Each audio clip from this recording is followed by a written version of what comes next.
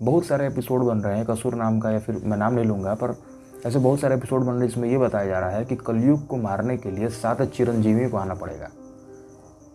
पर ये एक असंभव सा कार्य लगता है।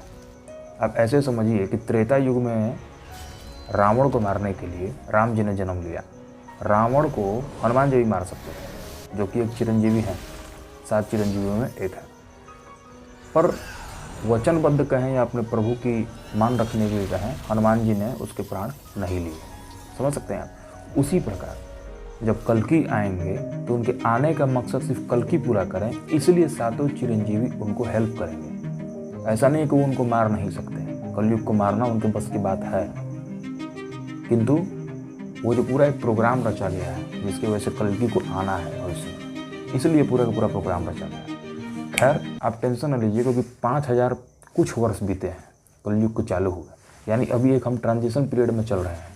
और अभी मान के चलिए कि 4,32,000 साल है, यानी अभी नरक आपको देखना बाकी है। घबराइए मत, नरक देख केवल आप ही नहीं देखेंगे, ऐसे इतने सभी लोग देखेंगे जो मुक्त नहीं हो पाएंगे। और कलयुग के मुक्त होने की टेंडेंसी बहुत अधिक है। यहाँ पर क्यों नाम जपने से आदमी मुक्त हो जाता है। तो ये तो बात हुई शास्त्रों की, लेकिन मूलतः इस बात पे आते हैं कि ये आया कैसे, कलयुग आया कैसे, ये इतना महान समय जो कि एकदम दुष्टता से भरा हुआ है, ये आया कैसे। देखो भाई, द्वापर युग खत्म होने वाला था और श्री कृष्ण भगवान अप्रकट हो चुके थे, चले गए थे। श्री कृष्ण भगवान के जाते ही कुछ ही वर्ष में पांडव भी चले गए।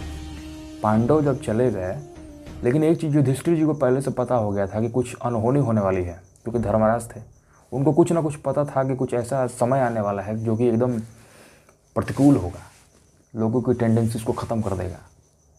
और उसी समय राजा परीक्षित, जो कि उत्तरा के गर्भ में अभिमन्यु के पुत्र थे, यानी अर्जुन के पोते थे, उन्होंने उनको राजा बना दिया गया। जब तक वो जीवित रहे तब तक धर्म का काम चला। उनके जाते ही विध्वंस, कलयुग ने अपना एंट्री कर लिया था। श्री कृष्ण भगवान जी के जाते ही जो सबसे अधिक खुशी किसी को अगर हुई थी तो वो कलयुग को हुई थी, क्योंकि वो जान गया था कि कृष्ण भगवान के जाते ही कलयुग का राज चालू। उससे पहले भी कलयुग था, परंतु अपने जड़े पैसार नहीं पाया था। तो जब राजा परीक्षित होते हैं, आखिरी वंशज कहलाते हैं वो पांडवों के, वो वही बच गए थे लास्ट में। तो फिर जब वो वहाँ से एक बार वो अपने भ्रमण करने के लिए निकलते हैं, फिर राज्य में जाते हैं तो देखते हैं कि एक बैल रहा है। बैल जानते हैं बैल, तो बैल के 4 टांगों में से 3 टांगें कट चुकी हैं, और वो बैल कोई और नहीं था, धर्म था। और 3 टांगों को काटा किसने था? कलयुग ने, जो कि बहेलिये का रूप लेके वहीं पे था, कसाई के रूप में। जब परीक्षित जी ने देखा कि ये तो बैल को मार ही डालेगा और बैल कुछ कर भी नहीं रहा है, क्योंकि धर्म था, वो तो कुछ करता नहीं। कंडीशन बस ऐसे ही चलती जाती है।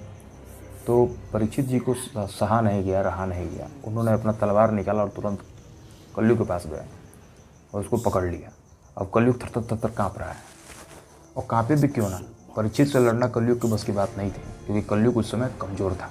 और राज्य किसका चल रहा था? धर्म का राज चल रहा था, परीक्षित जी राज कर रहे थे। परीक्षित जी ने उसको मारने के लिए दौड़े। कलयुग हाथ जोड़ा, बोला कि मैं आपके शरण में पहले ही आ चुका हूँ, अब मुझे मारिए मत। अब क्षत्रिय धर्म का पालन ये करना होता है कि अगर कोई आपके शरण में आ गया, अगर आप क्षत्रिय हैं, तो आपका सबसे बड़ा धर्म बनता है कि सब चीज़ छोड़ के उसकी रक्षा करें, या उसको क्षमादान या जीवन दान दे दें। राजा परीक्षित ने भी वही किया, उसको जीवन दान तो दिया, लेकिन वो ऑलरेडी इस बात से परिचित थे कि अगर कलयुग रहेगा तो ये क्या करेगा। उन्होंने बताया कि तुम ऐसा है कि ये सब छोड़ के, ये दुनिया छोड़ के चले जाओ। उसने बताया कि वो कहीं जा नहीं सकता है, आग्रह करता है कि मुझे कुछ जगह दे दीजिए कि मैं वहाँ रह जाऊँ। उन्होंने उसको 4 जगहें दी रहने के लिए। पहला जगह था जहाँ व्यभिचार होता हो, दूसरा जगह था जहाँ जुआ खेला जाता हो, तीसरा था जहाँ मीट मांस बनता हो, और चौथा था जहाँ मदिरा पिया जाता हो। ये चारों जगह राजा परीक्षित के राज्य में नामात्र थी, मतलब शायद थी ही नहीं। तो कलयुग इस बात से जानता था कि ऐसे जगह तो इनके राज्य में है ही नहीं, तो क्या किया जाए। तो उसने कहा कि देखिए, ऐसी बात है राजा परीक्षित जी, मैं आपके शरण में तो हूँ और आपने जगह भी दे दिया, पर ऐसी जगह आपके राज्य में है ही नहीं, तो कुछ ऐसी जगह दे जहाँ मैं चुपचाप पड़ा रहूँ। तो राजा परीक्षित ने कहा कि ऐसा है कि आप तुम जाके स्वर्ण मतलब गोल्ड, सोने में चले जाओ, सोने में जाके अपना स्थान ले लो। कलयुग खुश हुआ क्योंकि जो वो चाहता था वही हुआ। कलयुग सोने में प्रवेश कर जाता है और जो सोने से बना हुआ मुकुट था वो राजा परीक्षित के सिर पे था। बस वही आरंभ था कि कलयुग ने एंट्री मार दी। जो ही राजा परीक्षित वहाँ से निकले, अब कलयुग वाला काम चालू हो गया। राजा परीक्षित को प्यास लगी और धर्म से युक्त थे राजा परीक्षित, उनसे कोई अपराध हो ही नहीं सकता था, परंतु इतने व्याकुल हो गए प्यास से। देखिए, असंभव सा काम है कि एक योगी पुरुष जो कि इतने कठिन परिश्रम करके प्यास को भी दबा सकता है, उसको प्यास लग जाए। खैर, इंसान थे, प्यास लग गई। वो थोड़ा आगे गए तो देखे कि एक ऋषि जो हैं वो तपस्या कर रहे हैं। तो जो ऋषि थे वो तपस्या कर रहे थे, तो इनको लगा कि ये हमारे सम्मान में खड़े नहीं हुए। अब देखिए, कलयुग का काम ही यही है कि घमंड को बढ़ाना, काम, क्रोध, लोभ, मद, मोह, अहंकार को बढ़ाना। राजा परीक्षित के अहंकार को कलयुग ने थोड़ा सा बढ़ा दिया। राजा परीक्षित को ये लगा कि मैं आया हूँ और मेरे सम्मान में खड़े भी नहीं हुए और मुझे प्यास लगी है, मैं पानी मांग रहा हूँ, इन्होंने पानी भी नहीं दिया। अब देखिए, जैसी बुद्धि विनाश होने वाला होता है तो बुद्धि हर ली जाती है। राजा परीक्षित ने एक मरा हुआ सांप, वो पास में एक सांप मरा हुआ था, उसको उठाकर उस ऋषि के गले में डाल दिया। उस ऋषि के गले में डालते ही ये खबर ऋषि का एक लड़के थे, वो लड़के थे वो सरोवर में स्नान कर रहे थे, तो उनके मित्रों ने बताया कि किसी ने तुम्हारे पिताजी के गले में सर्प डाल दिया है। अब उस जो लड़के थे, जो ऋषि, वो भी बाद में बहुत महान ऋषि बने,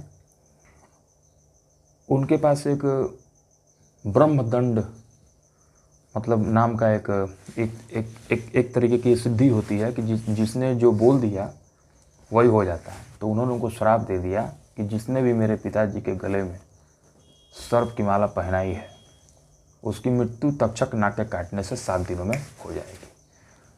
अब ये बात जब पता चली ऋषि को, जो तपस्या में लीन थे, अब उनकी आंखें एकदम ऐसा लगा, कह रही है तो धर्म के खिलाफ काम हो गया, कलयुग ने तो अपना खेल खेल दिया। अब जब राजा परीक्षित नहीं रहेंगे तो ऋषियों मुनियों का सहायता कौन करेगा, धर्म के लोगों का सहायता कौन करेगा। बस इतना ही काफ़ी था। अब उन्होंने बताया कि बेटे, तुमने अच्छा नहीं किया, तुमने एक बहुत ही धर्मात्मा पुरुष या राजा राजऋषि को तुमने श्राप दे दिया। वो कोई और नहीं थे, बहुत धार्मिक पुरुष थे। तब फिर अब पछताया होत क्या, जब चिड़िया चुग गई खेत, श्राप तो लग चुका था।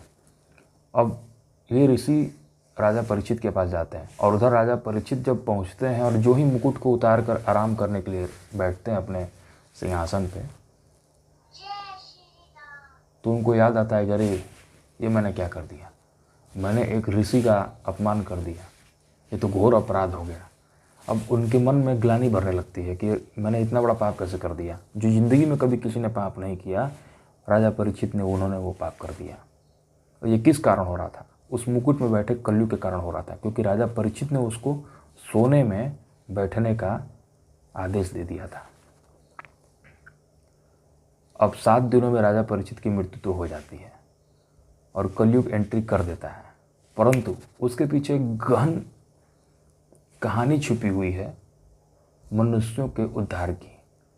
ये बात चारों तरफ फैल गई कि राजा परीक्षित को मृत्युदंड मिल चुका है।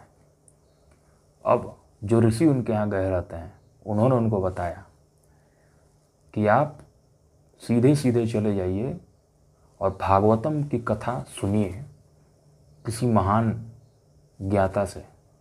और उस समय एक ही ज्ञाता बहुत महान हुआ करते थे, श्री सुत गोस्वामी। अब इनकी कहानी भी बहुत अतुलनीय है, हम जानेंगे अगले वीडियोज़ में। तब तक के लिए आगे बढ़े रहे, 9वीं सारण की कहानी आगे पढ़ लेंगे। धन्यवाद। और मित्र, चैनल को सब्सक्राइब करते जाना, हम आगे कंटिन्यू करते जाएंगे। अच्छी लगे तो लाइक भी कर देना। धन्यवाद।